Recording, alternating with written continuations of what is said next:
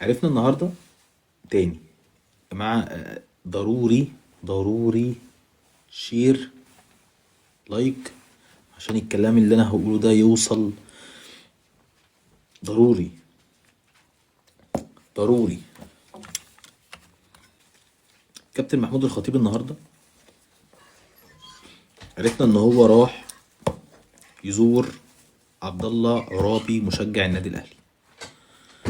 عبد الله عرابي مشجع النادي الاهلي اللي اتصاب في حادث سير في مباراة الاهلي والزمالك.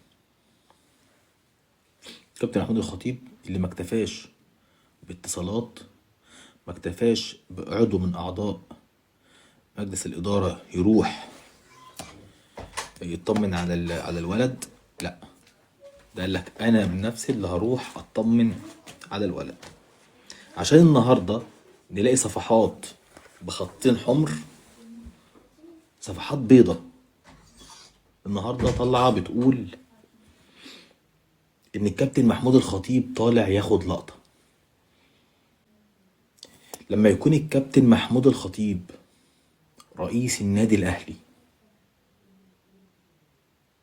لما يتقال عليه ان هو طالع ياخد لقطه، امال حضرتك مجلس اداره النادي الزمالك، مجلس ادارتك انت بعد وفاه صبري اللاعب الزمالك السابق والمذيع السابق لقناه نادي الزمالك، لما توفى، طب انت ليه النهارده الكابتن محمود الخطيب راح يزور الولد عبد الله عرابي مشجع النادي الاهلي اللي اتخبط في حادث سير، والكابتن محمود الخطيب قالك لا انا مش هتصل بحد، انا هروح للولد. ده حاجه تحترم، ده حاجه تحترم، ده حاجه تتشال فوق دماغ رئيس النادي الاهلي. مستني ياخد اللقطه؟ الكابتن محمود الخطيب مستني ياخد لقطه ليه؟ ازاي؟ بتاع ايه؟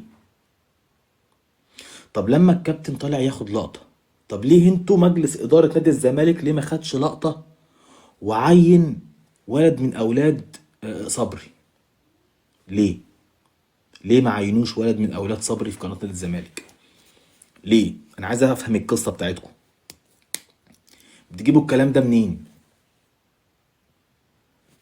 ازاي بيطلع من بقكم الكلام ده؟ انا عايز افهم القصه. هي التلاته خربت الدنيا عندكم كده؟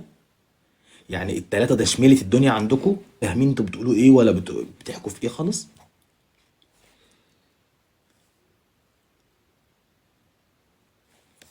مش عارف بتفكروا ازاي، انا مش عارف بتجيبوا الكلام ده منين، مش عارف.